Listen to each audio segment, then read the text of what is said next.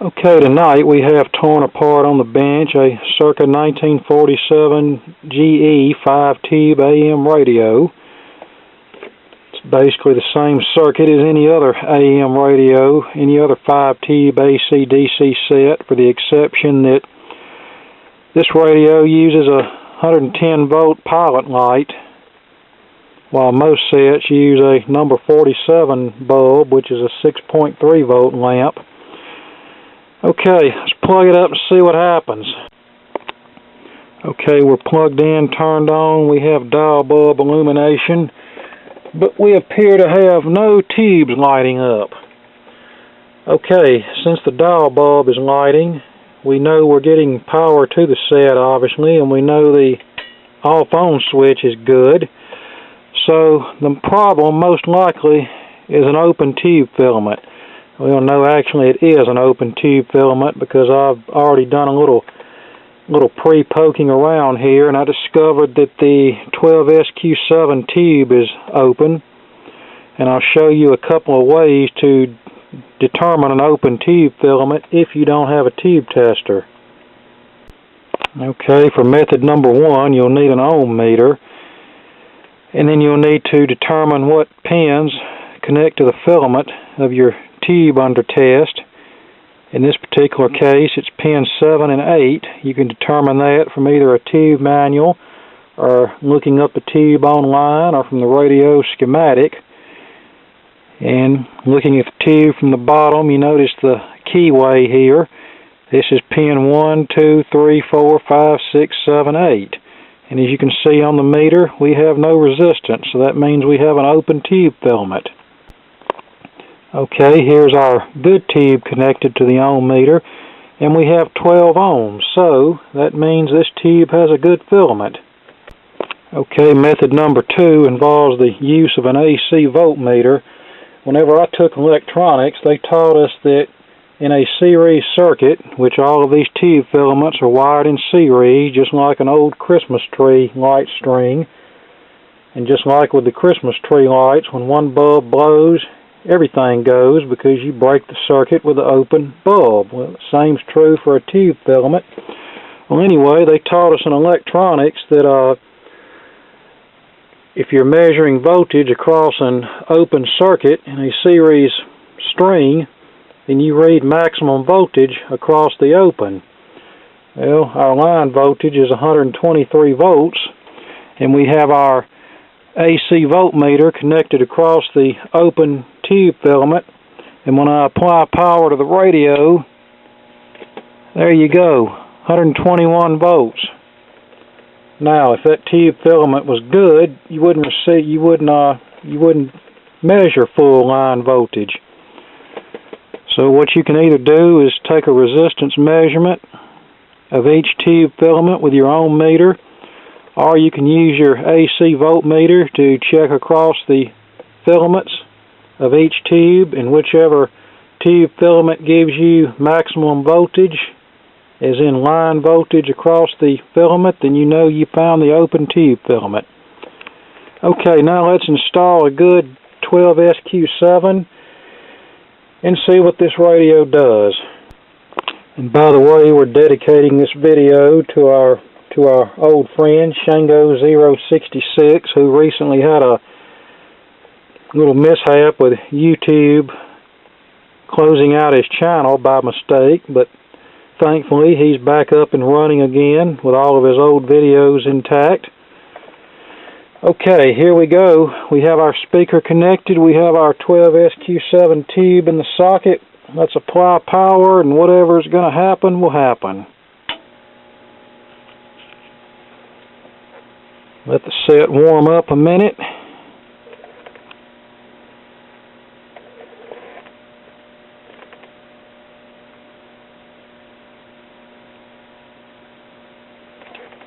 Okay, I'm hearing some noise from the speaker. Sounds like we have a filter capacitor on its way out. I'm hearing static. Museums and restaurants. Now your host with the fiddlers in portion of tonight's Grand Ole Opry. Sounds like WSM is coming in. More than 50 years. Let me kill the light a minute. The Country Music Hall of Fame, ladies and gentlemen, Whispering Bill Anderson and his vocal band. That's not bad results for basically a first go. Another hard-hitting battle on the gridiron distance. 4 minutes between 355 and Lakeshore Drive. Dan Ryan. Yards and 1 touchdown pass from the 2. Okay, so we know our electrolytic filter capacitor will need to be replaced. That's this guy right here, and I can tell it's has already been replaced at some point in the past. No surprise there.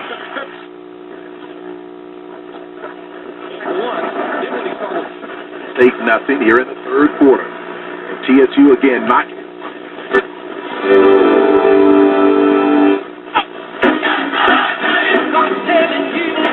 It sounds like we're getting some distortion, but that could very well be caused by a defective speaker, bad coupling capacitor in the audio circuit, etc., etc.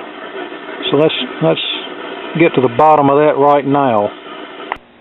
Okay, it seems our audio has gone dead from the speaker, but I can faintly hear it chattering from the output transformer.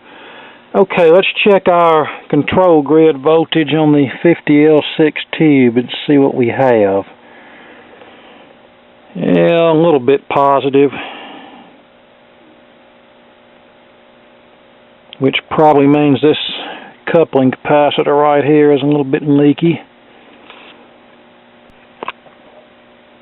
Looking at the plate of the 12SQ7, which this coupling capacitor is connected to, we have about 46 volts. That's maybe a tad bit low, but shouldn't be enough to cause any problem. Okay, now let's see why the audio abruptly decided to mute itself. And since I'm hearing chatter from the audio output transformer, or at least I think that's what I'm hearing, that tells me the problem is either an open voice coil on the speaker or an open secondary winding on the audio output transformer, and a quick ohm meter test will confirm which. Okay, we have our ohm meter connected across our speaker voice coil, getting about 4 ohms. That's good. Now let's check the secondary winding of the audio output transformer. And obviously when you do this, you want to disconnect the transformer from the speaker, otherwise you'll get false readings. Okay, we're connected across the secondary of the audio output transformer, and this is not good. As you can see, we have an open circuit here. But I'm not going to condemn the transformer just yet, and I'll show you why right now. Here's our audio output transformer, and if we look up the leads, you can see that they've been spliced. I don't know why some service technician didn't just unplug them from the speaker like you're supposed to. In fact, this is real loose here, so it's quite possible these connections might not be secure. So I'm going to remove this crap and check again and see how we are. Okay, it appears that shoddy workmanship was the problem, because you see I have the meter connected directly, and we now have a reading. So now we'll just clean this junk up, resolder it properly, and slip some heat shrink tubing over it, and it should be good to go. Okay, here we are, soldered back together and insulated with heat shrink tubing.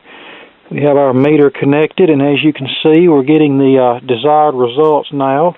Okay, now that little bit of excitement is out of the way, let's go ahead and replace that coupling capacitor that couples the 12SQ7 tube to the 50L6 audio output tube. Okay, there's the capacitor replaced, all nice and neat, because I hate shoddy workmanship. Okay, back on the GE, I've replaced all of the old paper capacitors, which all tested leaky. As far as quality, the solar sealed tight capacitors showed the least amount of leakage, but they still were leaky. Now we're replacing this electrolytic capacitor. I'm just going to leave the original can in place, disconnected with modern single section capacitors wired under the chassis. I've already replaced one of the sections, and before I replace the other two, we'll test these original capacitors just so I can show you the defect that they have. They all have high ESR. Okay, we're set to electrolytic capacitor test. We have our range switch set to measure between 20 microfarad and 1000 microfarad, and we'll turn our dial for maximum eye opening. Yeah, that's not much eye opening, is it? Now, in order to test for power factor, or ESR, we just turn this knob up, and when we get maximum eye opening, that's our degree of ESR.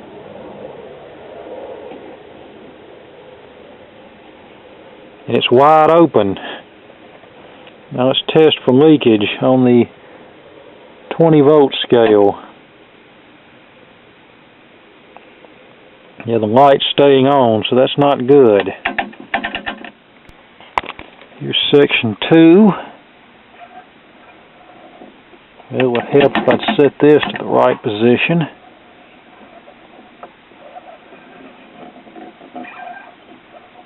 Once again, very little eye openings. We'll raise our power factor control. Okay, this one doesn't have as much ESR as section number 1, but it's still unacceptable. Not as leaky either. And section number 3.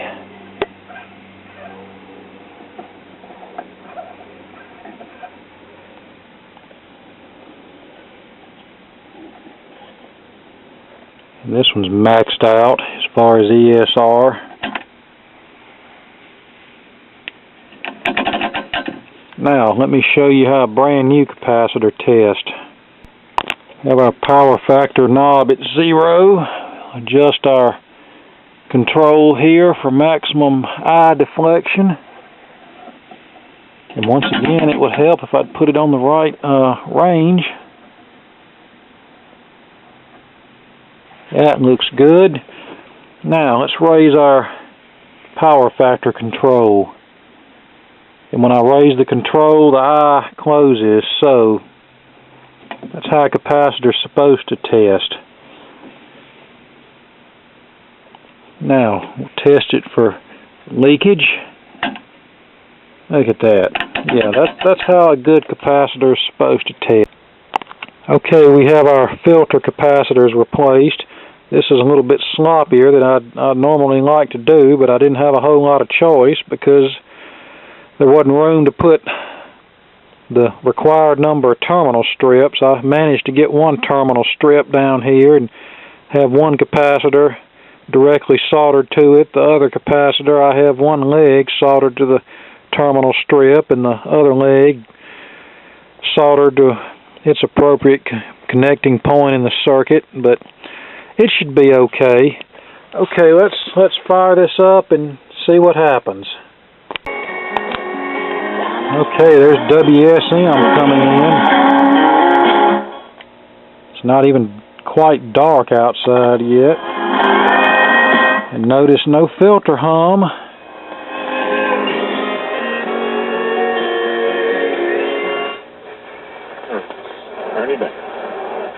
And totally cranked up, it just doesn't mean as much to our players, you know.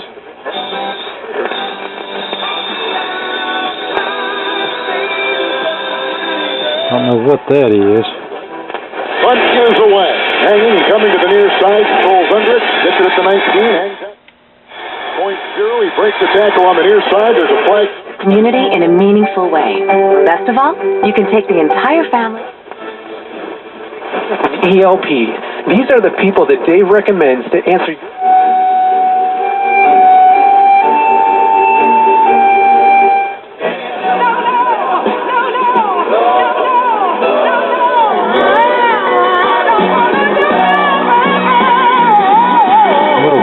Night and the Pips for your listening pleasure. An employment visa. I think we were getting a little bit more.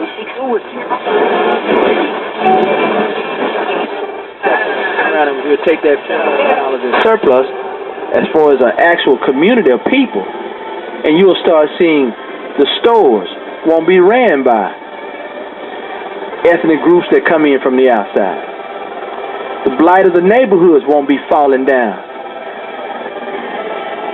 The youth development programs won't be slighted based upon the fact that nobody says they had the resources. After school programs will be in abundance because the people would have the necessary resources to put the money out there. Visitation, chapel service, and graveside service, all for under $5,000. Webb Funeral Home has been serving the families of this area for over 140 years. Speaker's a little raspy. Or call UMass and say, you're like a bunch of little children.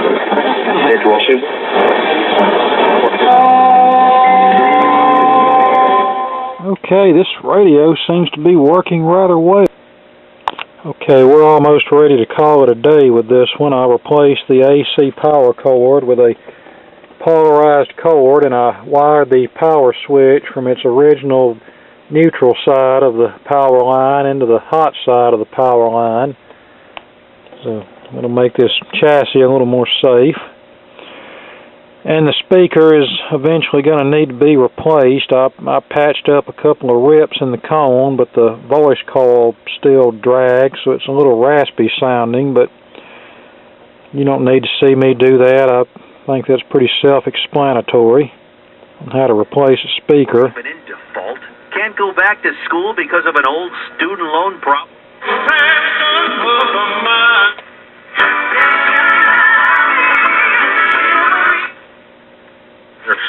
But overall, those people will chase you to the end.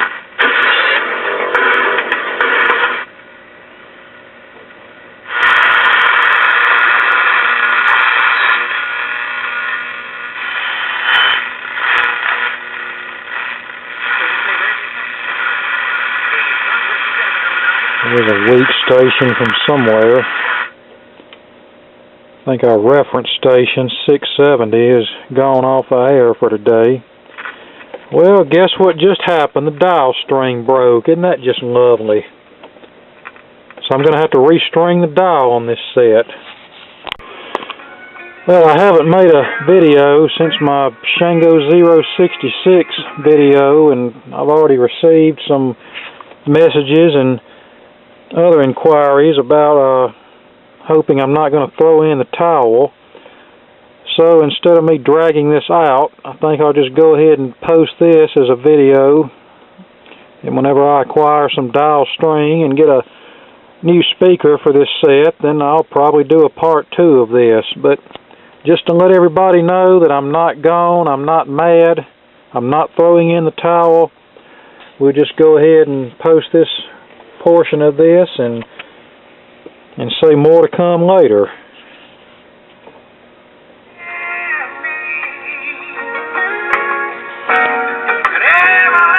I just hate restringing dials. That's the one thing about old radio repair that I absolutely despise.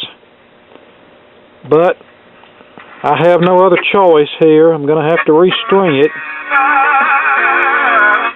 Move. We perceive we're looking at in a more flattering way. Look somebody in the eye.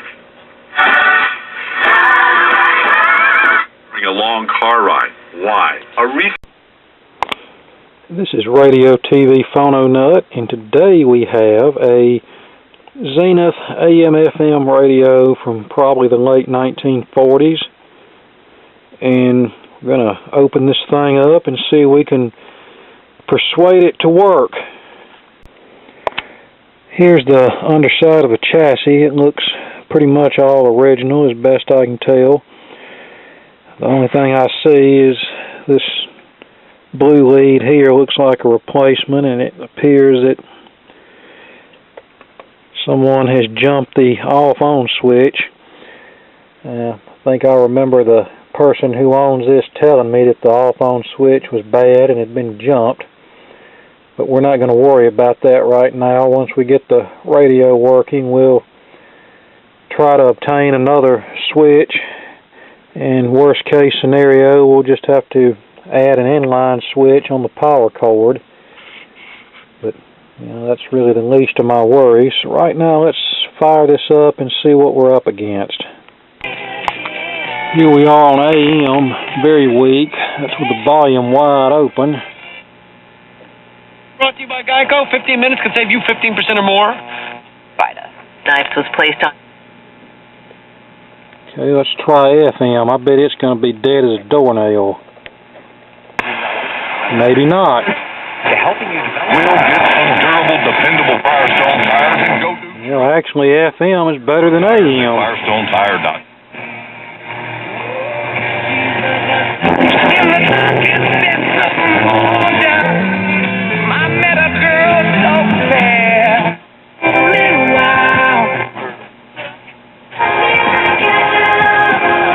Individuals to manage. Yes, could be.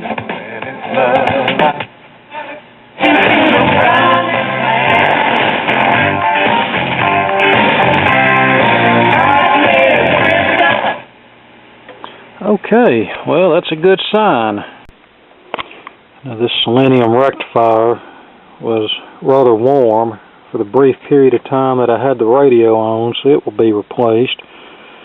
But just for the heck of it, before we replace that, let's see what kind of B+ output we have. It could very well be low, and that could be the determining factor in this radio not working right. Now, when I flip the power switch on, the voltage will surge up, and then as the set warms up and the tubes start to conduct, the voltage will drop back down. So let's see what happens.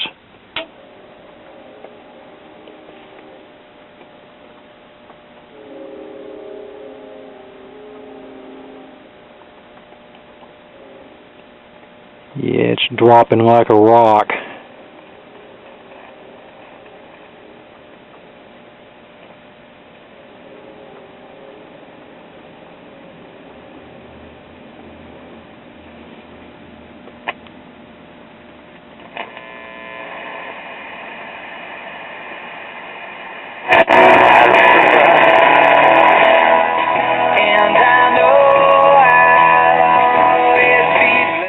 That should be about between 120 and 130 volts there under load. So yeah, that rectifier is going to have to be replaced, and I bet the longer it stays on, the voltage will probably continue to drop. That seems to be a common problem with these old selenium rectifiers.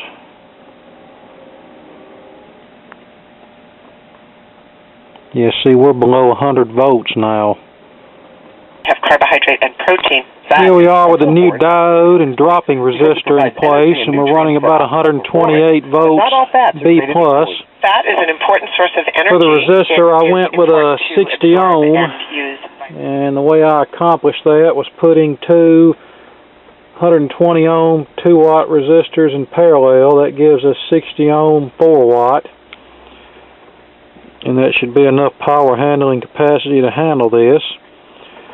Our performance has improved a little bit. The AM is still lacking. So, we'll proceed. Probably need to get rid of all of these waxies now and see what that does for us. And we've started the waxy replacement process. And as much as I'd like to attach the new capacitors directly to the terminals in which the old capacitor was removed, like we did here, sometimes that's not always possible because the leads on the new capacitors are not long enough. And when that's the case, we have to do what we did here. We have to attach to the existing leads, insulate everything, and then slide a piece of heat shrink tubing over the solder joint. That way there's no chance of anything shorting out, and that's about as neat as you can get without actually soldering on to the terminals in which the old capacitor was removed from. And I'll be doing a similar method on all of these that are attached to fragile tube socket pins and coils and what have you. I think it'd be much safer just to clip out the old capacitor and attach it to the pigtail leads that are left behind instead of trying to unsolder directly from the tube socket or coil or whatever. Okay, we ran into a little situation. One of the capacitors that we need to replace is a 0.0005. That's 0.0005 microfarad. Well, the lowest value I have is 0.001 microfarad. So how do we get around this problem? Well, it's simple. We take two 0.001s, wire them in series, that halves the capacitance, and we're reading 493 picofarad. That's very close to 500 picofarad or 0.0005 microfarad. Okay, I replaced all of the paper capacitors, which I'll admit was not an easy job in this set.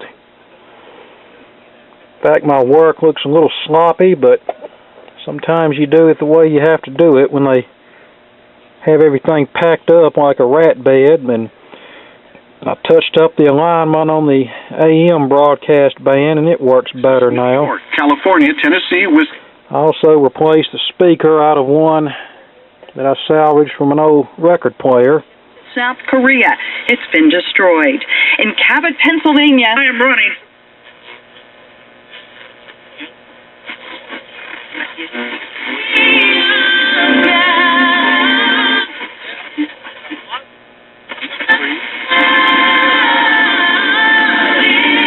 You're a sinner.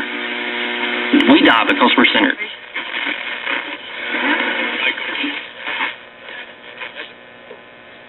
One of the labs determined that. Fair and valid. Let's see what we got on FM. Thank you, senators who are ready to debate and to vote.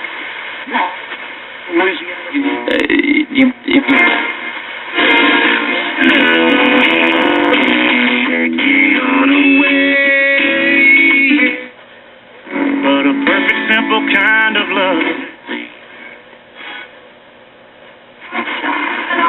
I didn't know that. Check on me. Give me some. third annual Palmer Home for Children Radio.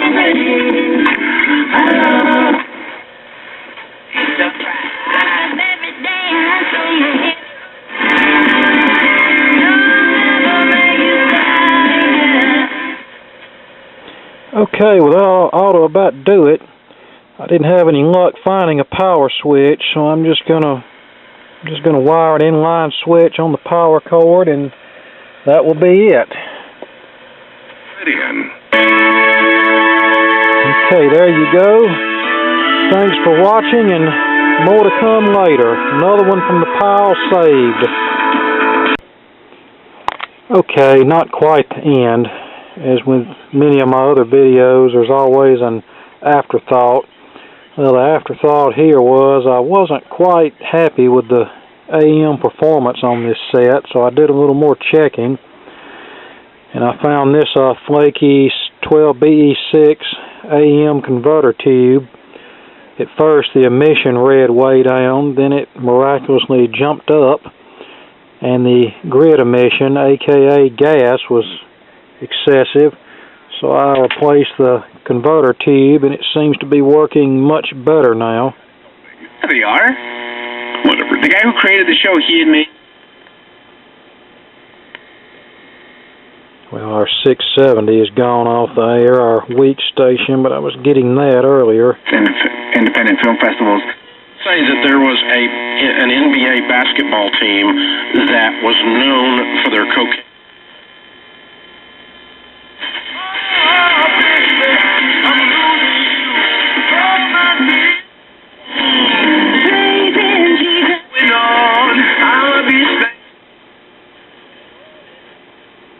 And there we go.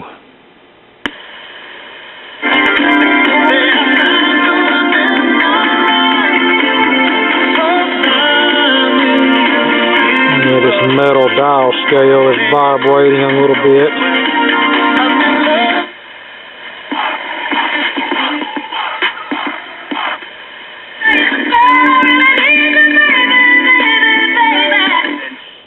And testing and all these things. Katrina says, I personally think we should call.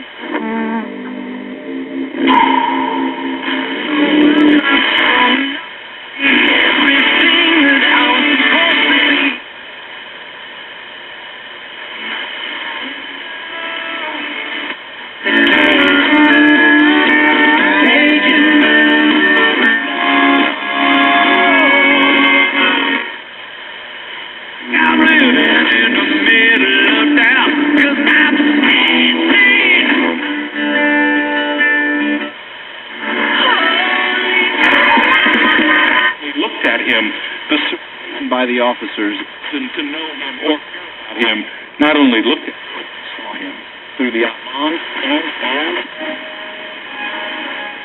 everyone agrees that the U.S. has jurisdiction in this case. Russia, for one. Russian President Vladimir. Okay, I think that's about it. We can put it back together and send it back home. Only thing I'm going to do is install an inline switch on the power cord. And I don't have to show you that. That's self-explanatory. Okay, thanks for watching, and I'm done this time.